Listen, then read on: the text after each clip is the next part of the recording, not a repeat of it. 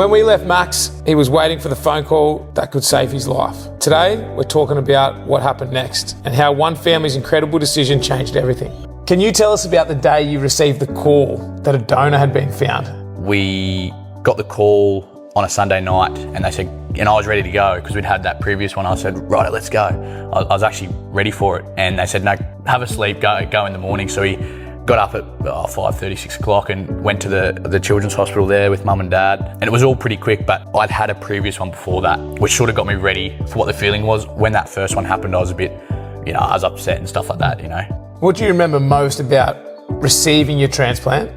Sort of a cool story of how it actually happened. So I believe it was down on the Gold Coast and they were going to fly it up to the Brisbane hospitals. Queensland was the only state that uses the Premier's plane to transplant organs for organ donation. And so they got on the Premier's plane, and as they're on the tarmac, the Premier's plane caught fire. So they had to race it off the Premier's plane. They got on a commercial plane and flew it up and got in just in time. Mum and dad obviously didn't. They sort of had an idea of how long it would take, but not to. And it was getting to sort of 8-9 hours and they finally got the call of like, yep, it's all good, it's done. And they said, there's little complications, but nothing to worry. And didn't tell them at that point. A couple of days later, they said, yeah, actually the plane that was coming on caught on fire. Slight problem. Yeah. So that was, I guess that's a little fun additive I get to add to the story. How did your life begin to change once you recovered? After the transplant, I was only in there for 9 days to start with. After that, it was just sort of a lot of chilling around at home. Obviously, with the stomach area, it was hard. I went to a doctor's appointment one day and the doctor said, you can start doing a little bit of sport. You can start to run, things like that. So I got home, I was playing cricket in the backyard with dad, going off a long run bowling as fast as I could. And mum was sitting on the balcony going, wow, shit. But I was keen to go. I'd had 3 months of energy building up. So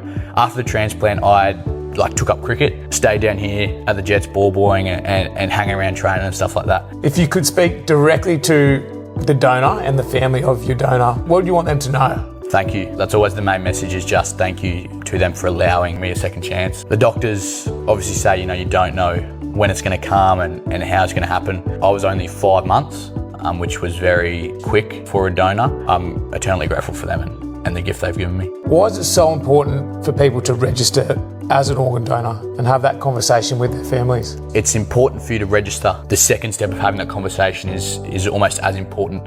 So you can register to become an organ donor, but that doesn't mean that when you pass away, your organs are going to be donated. It's still the choice of your family. Your family still get the final say to say yes or no. Registering to become an organ donor takes 1 minute, 2 minutes to do, but that conversation is also important because eventually it becomes your family's decision.